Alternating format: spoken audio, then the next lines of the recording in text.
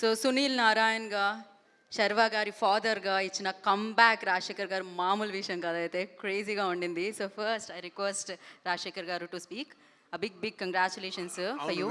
వీళ్ళందరూ నిలబడుతుంటారా? పర్వాలేదా? పర్వాలేదు సార్, నిలబడుతూ ఉంటారు. డైరెక్షన్ టీం అందరూ కూర్చోవచ్చు.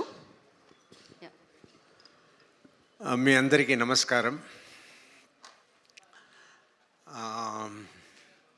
ఈ సినిమా ఇంత పెద్ద సినిమా అయ్యింది, ఇంత బాగా వచ్చింది, ఇంత పేరు వచ్చింది అంటే దానికి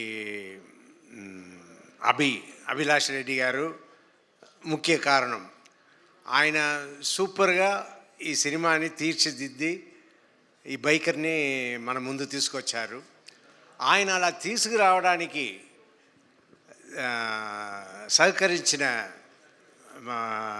సహకరించారు ఎవరంటే వంశీ గారు. వంశీ గారు ఇంత ఖర్చు పెట్టి అభిలాష్ రెడ్డి గారు ఏమేమి చేయాలనుకున్నారో దానికి అంతా ఓకే చెప్పి చేశారంటే హ్యాట్స్ ఆఫ్ టు వంశీ గారు. ఆయనే నాకు మెయిన్ పర్సన్గా కనిపిస్తున్నారు. ఏ ప్రాబ్లం లేకుండా ఇంత పెద్ద బడ్జెట్ సినిమాని ఇవాళ రిలీజ్ చేసి సక్సెస్ఫుల్గా రన్ చేస్తున్నారు. అండ్ నా జీవితంలో మా అక్క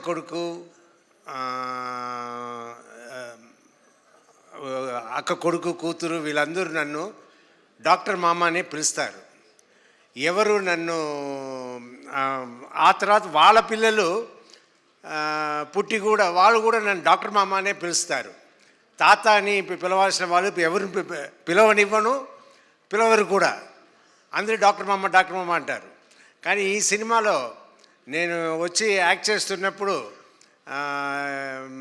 సర్వా గారి సినిమాలో చేస్తున్నాము, ఎలా ఉంటుందో ఏది ఉంటుందో అనుకున్నప్పుడు ఓ రోజు సీన్లో ఈ అబ్బాయి వచ్చి తాత అంటాడు. నా తాత అంటే నాకు అయ్యో ఏంట్రా ఇలా అంటున్నారు అన్నట్టు నేను ఫీల్ అయ్యి సరే మన అందరినీ మన సొంత వాళ్ళని అందరినీ ఎవరిని తాత అని పిలవనివ్వలేదు కదా, ఇక్కడ ఫస్ట్ బోల్డ్గా సినిమాలనే అందరూ చూసేలా తాత అని పిలిచేశారు అని అనుకున్నాను. బట్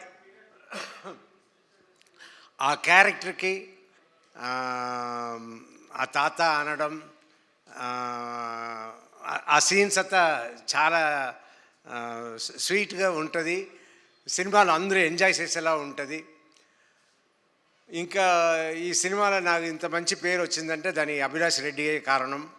అండ్ సర్వా కూడా నన్ను చాలా బాగా చూసుకున్నారు సెట్స్లో. అది ఉంటేనే మనం కూడా ఫ్రీగా యాక్ట్ చేయగలుగుతాము. సో ఐఎమ్ లక్కీ ఈ సినిమాలో నేను యాక్ట్ చేసిన దానికి, ఈ క్యారెక్టర్ నేను పోషించడానికి అవకాశం ఇచ్చిన అందరికీ, అలాగే ఈ సినిమాలో పనిచేసిన టెక్నీషియన్స్ అందరికీ చాలా థ్యాంక్స్ చెప్పుకుంటాను. Thank you sir, thank you so much. And